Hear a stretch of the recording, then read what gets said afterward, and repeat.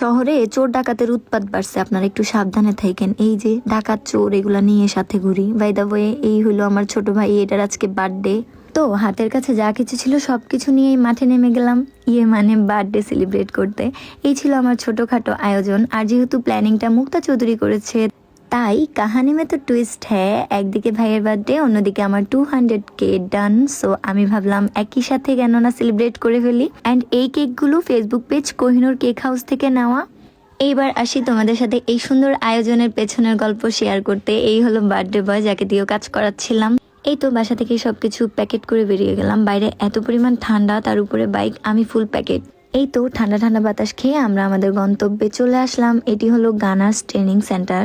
এইখানে আকর্ষণীয় কিছুই নাই, তবে ফ্যামিলি নিয়ে টাইম স্পেন্ড করার জন্য বেস্ট। তো আমরা এখানে বসেই হচ্ছে বার্থডে সেলিব্রেট করব। এদিকে আমি কোনো চাদর বা কিছুই আনি নাই, যার কারণে এই বেচারির শালটা নিয়ে নিলাম। এদিকে এই কার্টুনটা দাঁড়াই ছিল, তাই এটার এই কাজে লাগাই দিলাম।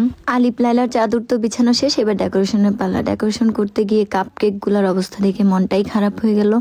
আর কিছু কেক ছিল, ওইগুলো ভালোই ছিল, বাট এই কেকটার নাজেহাল অবস্থা। মানুষ এত শখ করে একটা জিনিস দিল আর ওইটার এই অবস্থা। ভাবি যুদ্ধ করে কোনো মতে এটা সেট করলো। এদিকে আমি কাপকেক গুলা সেট করতে গিয়ে আমার হাতের এই অবস্থা করে ফেলছি। তারপরও আলহামদুলিল্লাহ এত স্বল্প সময়ে সবকিছুই রেডি করতে পারলাম। এদিকে খাবার দেখে একজন ভদ্র কুত্তা আসছে, যারা না দেওয়ায় সে কান্নাকাটি করতেছে। তাকেও খাবার দিয়ে আমরা আমাদের প্রোগ্রাম শুরু করে দিলাম।